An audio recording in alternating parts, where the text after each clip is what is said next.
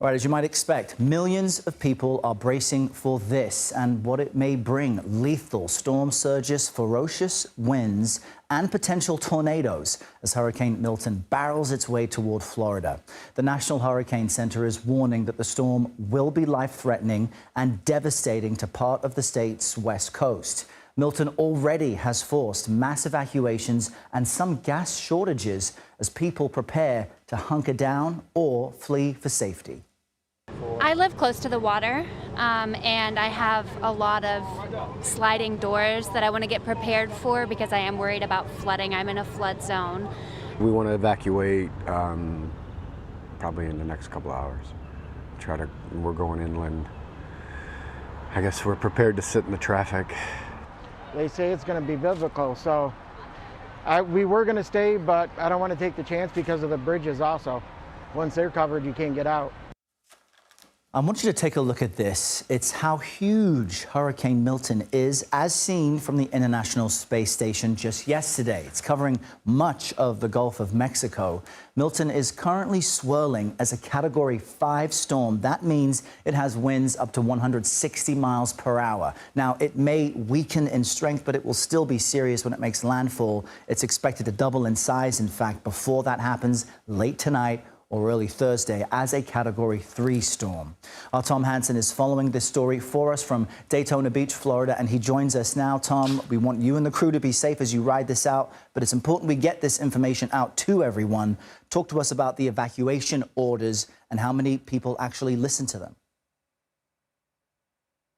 Hey there, Errol. Well, if you can hear behind me, you can't necessarily see the waves, but you can hear that the chop and the surf is intensifying, and that has officials concerned here as we await this storm to come our way. Now, when the storm does reach Daytona Beach, it is going to significantly decrease in strength, or at least that's what the projections say, from potentially a Category 3 when it makes landfall all the way down to a Category 1. However, officials are taking this super seriously. Here in Volusia County, where Daytona Beach is, they have already issued a mandatory evacuation. The county to our north, they are also issuing a mandatory evacuation. Both of those are set to begin in 1 hour, 8 a.m. That is when officials want people to get out of here. Now, it will be something to look closely for when this storm comes this way, whether it goes north or south of Daytona Beach or hits head on, because that will directly impact just how significant the storm surge is when it reaches the eastern coast of Florida, Errol. Know that you spent some time yesterday inland. You've been driving across the state from the Gulf area, the coastline, and other spots, and we're seeing reports of fuel shortages. What can you tell us about what you saw? Oh, yeah. Yesterday we started in Sarasota, I should say, on the western side of Florida, and we actually followed essentially a caravan of evacuees weaving their way through the state, trying to get out of the path of the storm. And I gotta say, it was eerie driving through certain communities where you were expecting to see traffic. One community that we drove through, 6 lanes on the highway, not a single car, or maybe 1 or 2 cars as we were going along. One of the things that really jumped out was the crush of people trying to get gas. It was gas station after gas station after gas station in certain communities where the pumps had run out and there were plastic bags over the pumps. We did find one gas station about halfway coming into Orlando, a Wawa station that had a really organized means of getting through to people to get them gas, but the line stretched around the block as far as the eye could see. And when we left that Wawa station, they informed the customers there that they had run out of gas. So that is certainly something that's on front of mind for so many Floridians, Errol, as they brace for this monster storm. Tom Hanson in Daytona Beach, Florida, for us with the up-to-the-minute information. Tom, we appreciate the update. We'll continue to check in with you throughout the day. For more now, I want to bring in Sandra Tapfumaneyi. She is the Emergency Management Chief of Sarasota County. That's expected to be directly in the bullseye, so to speak, of this storm. Give us an update on perhaps the fuel situation where you are and how many people have evacuated and are hunkering down in shelters. Yeah, good morning. So thank you so much for having us on. Yeah, so our fuel situation right now, we have gotten reports that there are some stations still left with fuel. So if anybody does need to fill up before they evacuate, this would be the time to go. There is not much time left though. So we are expecting these tropical storm force winds to start right around mid-afternoon. So if people are leaving, now is the time to take action. The added layer of danger to this is debris left from Helene. How successful, as far as you can tell, were cleanup efforts, and how concerned are you that, this debris at any speed being caught by wind could be deadly? Yeah, well, we're very concerned about the debris. I mean, normally after you have a hurricane, a disaster, you have months, if not years, before your next disaster. So you have plenty of time to pick up debris from that storm. This situation in Sarasota County, we had Helene just 2 weeks ago. And so we had literally just a couple of days to clean up as much as possible. So the county, all of our municipalities, we've been working very hard to try to pick up as much as possible. Even as late as yesterday, we were going around with teams of people trying to pick up and get things to the landfill. And we've heard some great stories about neighbors helping neighbors, getting pickup trucks and going around and trying to get some of the debris out of the way.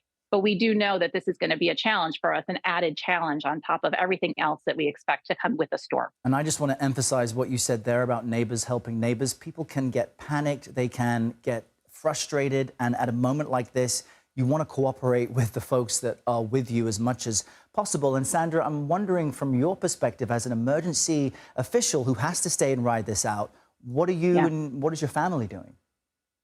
Yes, well, thank you for asking. So, my family, I evacuated them over to the east coast of Florida. When you have to work a disaster, it's hard to stay focused if you're not sure whether your own family is going to be safe. So I just, I speak to all of our residents today because as a mother, as a wife, as a daughter, I want everyone to be safe. I understand that some people are hesitant to evacuate, but when you have loved ones that you're thinking about and you want to protect yourselves and your loved ones, it is not worth staying in a place that is dangerous. We have evacuated levels A, B, and C. Anyone living in mobile and manufactured homes, anyone living in a boat, and now is the time to leave if they haven't done that already. 15 feet of storm surge is incredibly dangerous. And we do not want anybody to be in the way of that storm surge. But we also have high winds. We have rain to contend with, up to 18 inches. This is going to be a serious storm for Sarasota County. Yeah, I'm appreciative of your time at an urgent situation like this. And Sandra, Tapfumaneyi, our thoughts are with you, and we wish you the best. Thank you so much. Thank you. Thank you so much. Thank you. David Yeomans is tracking Milton for us this morning. He's a CBS News meteorologist and a hurricane expert. David, how serious is this based on all the storms you've seen, and what can people expect? Well, Errol, this is likely to be the most significant, strongest hurricane that anyone living in West Central Florida has ever experienced. Not like Charlie, not like Ian, stronger and in a slightly different area. Anyone who has chosen to stay behind and weather the storm will lose access to 911 rescue, as even first responders will not go out in the height of a storm of this magnitude. And anyone staying behind can expect to lose power for days or weeks behind this storm. Let's get you caught up on the latest on this system on the satellite picture. Notice it is still a terrifying looking Category 5 storm. We're starting to see a little bit of wind shear trying to disrupt the system's organization now, but officially it has not yet weakened at all. Category 5 winds 160 miles per hour. It's just 300 miles away from Tampa and closing the gap quickly. We do not expect a Category 5 to make landfall, but the official forecast is now for a Category 4, the strongest to hit the Tampa Bay area in at least 100 years. 130-mile-per-hour winds, the most likely track into Tampa Bay or somewhere just south of there. It'll maintain hurricane intensity on its quick trip across the skinny Florida peninsula and then be out to sea and no longer be a threat to any of the U.S. Storm surge is a huge concern, just like we saw with Helene a little farther up the coast of Florida.